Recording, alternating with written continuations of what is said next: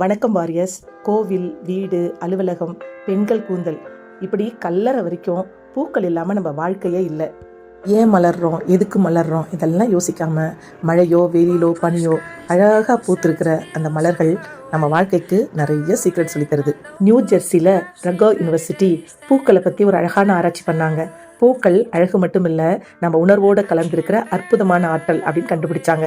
பொதுவாக நம்ம ஒரு ஃபங்க்ஷன் வச்சாலோ, கான்ஃபரன்ஸு, பிஸ்னஸ் மீட் எதுவாக இருந்தாலும் வர சீஃப் கெஸ்ட்டுக்கு பூங்கொத்தை கொடுத்து வரவேற்போம். இந்த பூக்களை பார்த்த உடனே நம்ம உடம்புல மகிழ்ச்சியை கொடுக்கக்கூடிய டோபமின் அப்படிங்கிற ஒரு ஹார்மோன் சுரக்குது. இன்ஸ்டண்ட்டாக ஒரு ஹாப்பியை கொடுக்குது. அதனால தான் யாரை வரவேற்றாலும் நம்ம பூங்கொத்து கொடுக்குறோம். அது ஒரு இமோஷனல் இன்டெலிஜென்ஸ். இன்னைக்கு இருக்கிற மாடர்ன் லைஃப்பில் அக்கம் பக்கம் யாருக்கிட்டுமே நமக்கு உறவு இல்லை அப்படின்லாம் நம்ம வருத்தப்படுவோம். நம்ம வீட்டில் ஒரு அழகான பூந்தோட்டத்தை வச்சு பாருங்களேன். அந்த பக்கம் கிராஸ் பண்ணுற எல்லாருமே ஒரு நிமிஷம் நின்று, பூக்கள்லாம் அழகாக இருக்குல்ல, இந்த செடிகள்லாம் எங்கே வாங்கினீங்க அப்படின்னு நம்மகிட்ட கேட்பாங்க. அப்படியே நம்ம உறவு வலுப்படும். நல்ல ரிலேஷன்ஷிப் உருவாகும், நல்ல ஃப்ரெண்ட்ஷிப் உருவாகும். ஹியூமன் ரிலேஷன்ஷிப் டெவலப் ஆகிறதுக்கும் பூக்கள் ஒரு முக்கிய காரணியாக இருக்குதுங்க. பூக்களோட வாழ்நாள் ரொம்ப கம்மி தான், ஆனால் அதோட ஆற்றல் ரொம்ப பெருசு.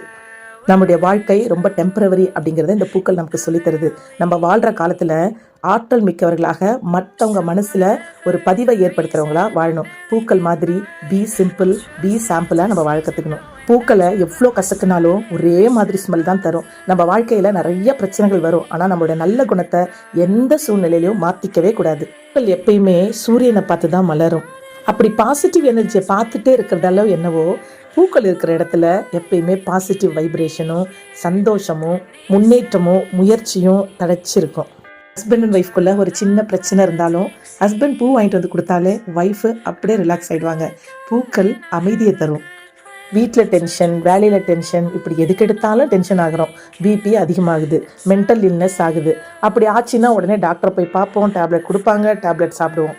இப்படிலாம் இல்லாமல் இதெல்லாம் சமாளிக்க ஒரு சின்ன டெக்னிக் தான். வீட்டில் நிறைய பூச்செடிகளை வைங்க, வீட்டில் பூக்கோளம் போடுங்க, பூ அலங்காரம் பண்ணுங்கள். அதை பார்க்கும்போதெல்லாம் பாசிட்டிவ் வைப் வரும், மைண்டு ரிலாக்ஸ் ஆகும், ஸ்ட்ரெஸ் குறையும், வீடே சந்தோஷத்தில் நிறைஞ்சிருக்கும்.